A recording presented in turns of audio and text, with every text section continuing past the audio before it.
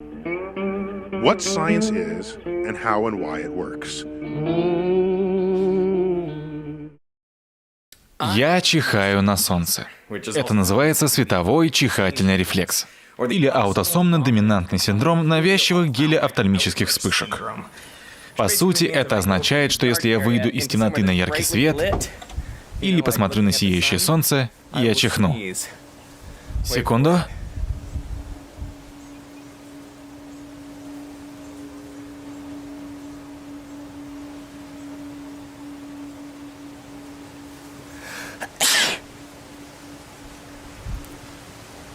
Вот видите, чихаю на солнце.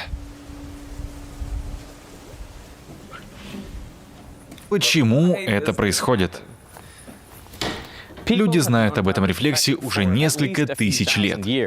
Возможно, им страдал сам Аристотель. В одной из книг «Проблем» он задается вопросом, почему солнце вызывает чихание? Он думал, что жар от солнца заставляет полости в носу запотевать, а чихание — способ избавиться от этой влаги. Пару тысячелетий спустя Фрэнсис Бэкон продемонстрировал, что это не так. Он закрыл глаза и повернулся к солнцу. Но ничего не произошло. Он не чихнул. Бэкон предложил свое объяснение. От света начинают слезиться глаза. Влага попадает в нос и в итоге заставляет человека чихнуть. Но и он был неправ, ведь этот процесс происходит медленнее, чем срабатывает световой чихательный рефлекс. То есть причина в другом.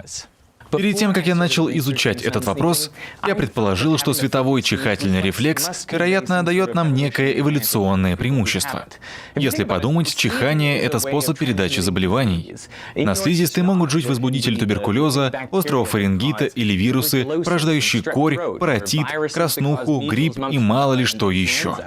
Когда чихаешь в темной влажной пещере, где живешь не один, влага и микробы из носа разлетаются во все стороны, а погибают далеко не сразу, что повышает вероятность заболеть у всех обитателей нехитрого жилища.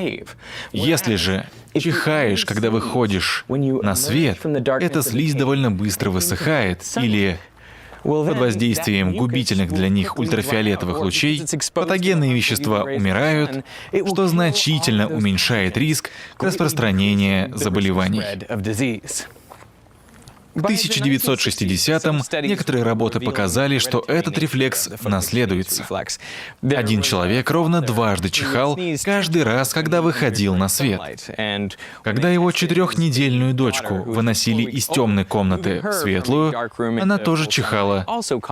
И также ровно дважды. К 80-м стало ясно, что это аутосомно-доминантная черта. Иными словами, стоит унаследовать хотя бы одну копию гена от кого-то из родителей, и эта черта проявится. Но исследования популяции показали, что такой рефлекс есть только примерно у 18-35% людей. Если подумать, вряд ли он дает значительные эволюционные преимущества, ведь иначе он, вероятно, был бы у всех. Может быть, это случайная мутация, которая сохранилась, потому что не вредит, но и ничем особенно не помогает. Этот рефлекс есть где-то у 1 из 4 человек. Можно ли как-то определить, у кого именно? Нам известно, что ген, отвечающий за световой чихательный рефлекс, находится на 2-й хромосоме. Изменяется одна единственная буква в генетическом коде. Например, как на моей 2-й хромосоме. У меня тут С, а у тех, кто не чихает на солнце, Т. Это выяснилось благодаря исследованию 2010 года. Тогда для анализа взяли ДНК 10 тысяч человек, которые предварительно сообщили, чихают они на свету или нет. Данные анализов сравнили и обнаружили, что всех чихающих от солнца объединяет одна и та же буква в одном и том же месте в ДНК. Удивительное дело, правда?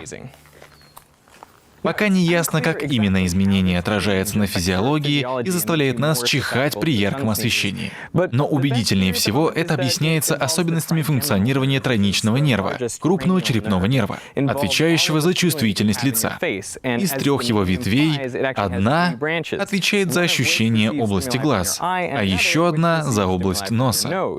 Суть в том, что активная стимуляция зрительного нерва может перейти в верхнечелюстной отдел и вызвать щекотку, которая и заставляет нас чихать. Этот рефлекс не представляет никакой опасности, если только вы не пилот истребителя или хирург, проводящий сложную операцию. Изучение человеческой ДНК и генотипов, вероятно, в будущем расскажет нам еще немало интересного о наследственных чертах и болезнях. Переведено и озвучено студией Верт Дайдер.